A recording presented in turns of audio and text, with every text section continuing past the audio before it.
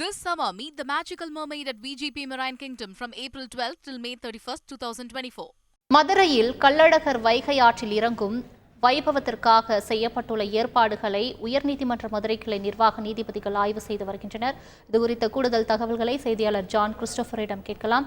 John Christopher, வணக்கம். அங்கு என்னென்ன சிறப்பு ஏற்பாடுகள் செய்யப்பட்டிருக்கிறது, யார் யாரெல்லாம் ஆய்வில் இருக்கின்றனர், கூடுதல் விவரங்கள்? நிச்சயமாக மதுரை மாவட்டம் அழகர்மலை அடிவாரத்தில் உள்ள தமிழகத்தின் தென் திருப்பதி என அழைக்கப்படும் கள்ளழகர் கோவில் சித்திரை திருவிழா கடந்த 19ஆம் தேதி காப்பு கட்டுதலுடன் தொடங்கியது.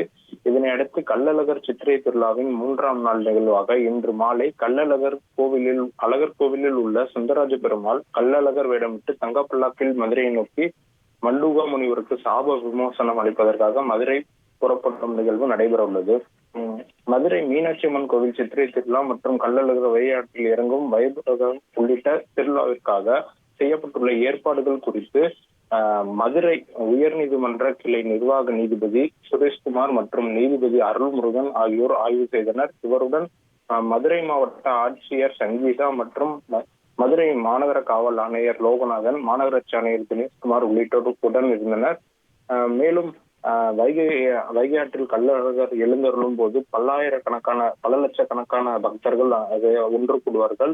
இதனால் அங்கு பாதுகாப்பு முறைகள் எவ்வாறு ஏற்படுத்தப்பட்டுள்ளது என்கிற ஆய்வு மேற்கொண்டனர்.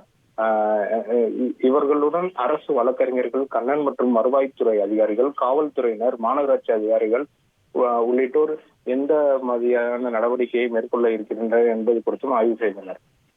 விரிவான தகவல்களுக்கு நன்றி John Christopher. This summer, meet the magical mermaid at VGP Marine Kingdom from April 12th till May 31st, 2024.